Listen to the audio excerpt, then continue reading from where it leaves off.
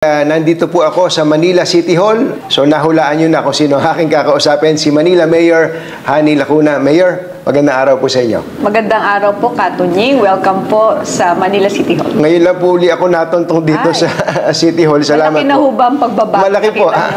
Actually, naligaw po ako eh. Ay.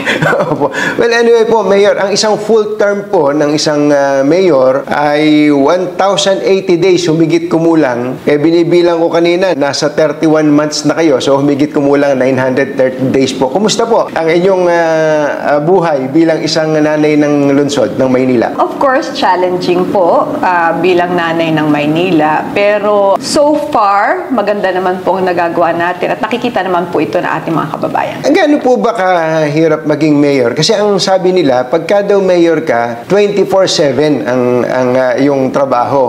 Kayo po, ano oras ba kayo gumigising? Ano oras ba kayo natutulog? Maaga ho akong gumigising.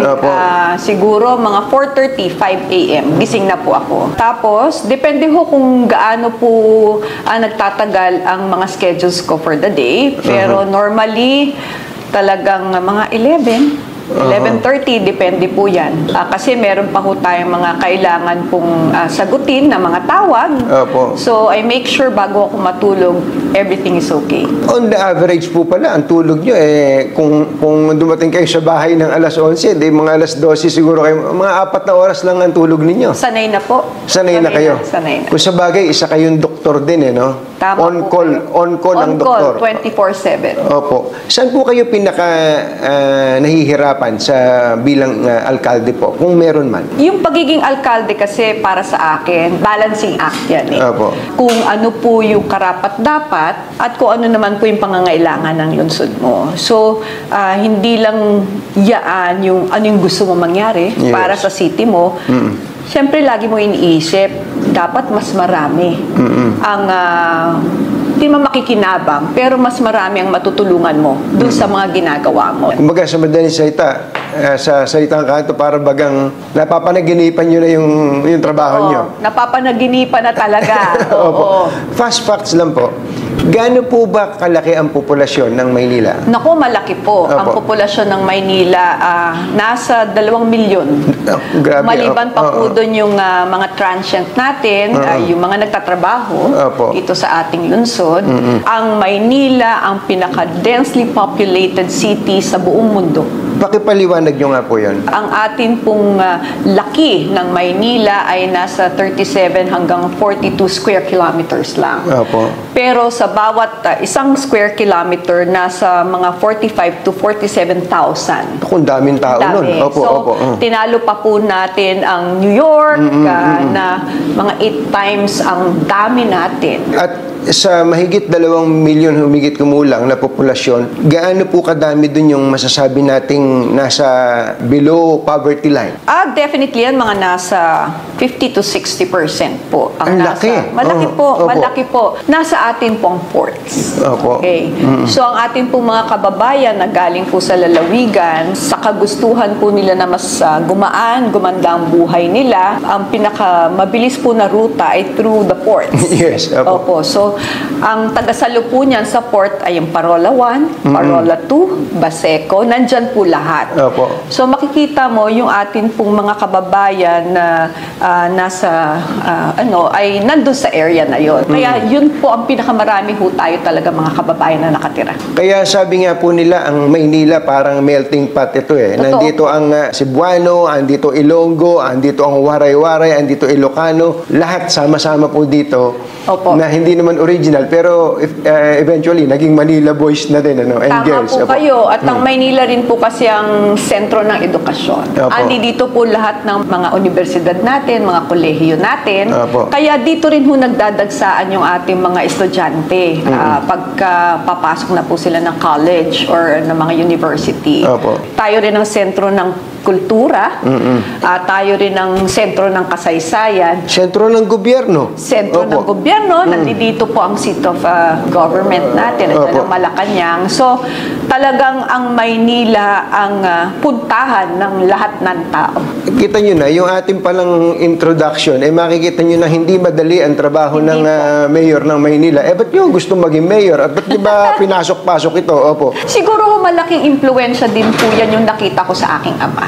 Opo. Ang aking ama po, yung dating Vice Mayor Danny Lacuna, nakita ko po na sa kanya, ang paglilingkod hindi trabaho. Nakikita ko yung saya sa kanya. Ako naman po bilang doktora, medyo limitado yung akin pong nagagawa. Siyempre, more on health. Opo. Nakita ko noon na bago ako naging konsehal na parang mas marami at ako magagawa. Opo. Parang following the footsteps of my father. Opo. So, doon ho nagsimula yun.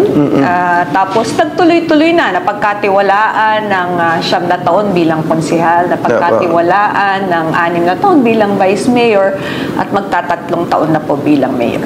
So, hindi pa kayo nakakatikim ng talo? Hindi pa ho. Hindi pa. At hindi po. Inunahan niyo po ako dun Kasi, kaya po ganun ang direksyon ng tanong ko. Pag tiningnan niyo po ang mga survey ngayon, especially kung ang tatanungin niyo ay yung mga naniniwala sa survey, mukhang ngayon pa lang makakatikim ng talo si Mayor Hanny Lacuna. Ano pong say ninyo? Hindi po. Kung mapapansin din po ninyo, nitong mga nakaraang buwan, lumiliit na po ang distansya. Yung Laki, lamang. Oo, ng mga nakikita nating survey. Tandaan niyo po, Katunying, malayo pa ang eleksyon. Napakarami pa pong mangyayari at sinisigurado ko po sa inyo, malaki pong makikita nilang pagbabago sa survey na yan. Ba't ganun kayo ka-confident? Kasi nakikita ko po, paunti-unti ay namumulat yung ating mga kababayan kung ano yung totoo. Naging tahimik po ako naglilingkod. Gaya nga po ng lagi ko nababanggit, hindi po ako mahilig sa social media. Yeah, po. Okay. Kaya yun po nagiging siguro pamantayan ng ating mga kababayan, yung sa kanilang paniniwala na wala po silang nakikita. Yeah, po. Pero kapag kinakausap po namin sila ngayon, dahil lagi naman ho namin silang kinakausap, actually linggo-linggo dati pa unti-unti na ho nilang nakikita na marami palang nagawa si Mayor Hanny. Tahimik lang niyang ginagawa. At marami pa siyang pwedeng gawin. Kaya unti-unti ho silang ika nga ay namumulat kung ano yung totoo. Bago lang po sa ibang bagay, medyo interesado lang ako doon. I'm sure yung ibang mga politiko o yung nasa government service ay makikinabang din sa isasagot nyo rito. Sabi nyo kanina, hindi kayo masyado sa social media. Tama po. Ngayon po ba, meron na ba kayong realization na kailangan nyo na ng social media? Na kailangan pag may ginawa kayo, nakabalandra sa social media? Opo. Opo. Kailangan po talaga ngayon updated ang ating mga kababayan. Oo. Hindi lang through our official page, pero kailangan po talaga nalalaman nila through other social media platform na lahat ng mga ginagawa. Kailangan aware lagi ang ating mga kababayan kung anong mga ginagawa natin. Minsan siguro, naiisip natin na epal yes. Pero sa bandang yun siguro ang paraan para makita ho ng mga kababayan natin na may ginagawa tayo. Kumustahin natin ang Maynila ngayon. Unahin po natin yung kalinisan ng Maynila. Opo. I'm sure naririnig ito. Ang dumi ng Maynila ngayon. Yun po ang makikita nyo sa social media. Tama po. Opo. Ano bang totoong sitwasyon ng Maynila in so far as cleanliness is concerned? Hindi po totoo na madumi po ang Maynila. Kasi hindi ko po alam kung saan po nila ikinukumpara yung madumi at hindi madumi. Kung ikukumpara po nila nung panahon ng pandemya, talaga hong malinis ang Maynila. Wala hong tao sa labas Opo. Pero ngayon po, ang mga ating pong kababayan, they go about their regular task and lumalabas na po sila. Kami naman po, maaga po kami, araw-araw po kami nangongolekta ng basura. Araw-araw din po kaming nakikiusap sa ating mga barangay na sana wag ho nilang ilalabas ang kanila pong mga basura hanggat hindi po dumadating ang ating pong mga taga-kolekta ng basura. Meron ho talagang mga kababayan tayo na siguro nakaugalian nila na sa kalye nagtatapon, sa Center Island, sa poste. Meron pa nga ho kami ordinansa yung tapat ko, linis ko. Opo, na pinapatupad natin. It boils down po sa disiplina. Pero kung ang sasabihin po natin ay madumi pang Maynila, hindi po. Ina-assure ko po sa inyo na pinapanatili po nating malinis ang Manila. Lalo na po ako, doktora ako eh. Napakapangit naman po para sa akin na at babae pa ho ako. Opo. Ang isa pong naging tampulan ng usapan nitong paghiwalay ng taon, ngayon po bang inabutang katakot-takot na basura dahil nagpalit kayo ng service provider o contractor ng basura. And sabi po nung service provider, yung Lionel, hanggang huling araw ng kanilang kontrata ay nangolekta sila ng basura. Ano po ba talaga totoo doon? Yun po ang sabi nila. Pero po, gaya ng sabi ko sa inyo, kami po ay nakikipag-ugnayan. Hindi po ganun. Nakarating po sa amin, kasi nagtatanong ako personal para malaman ko din po kung ano yung totoo.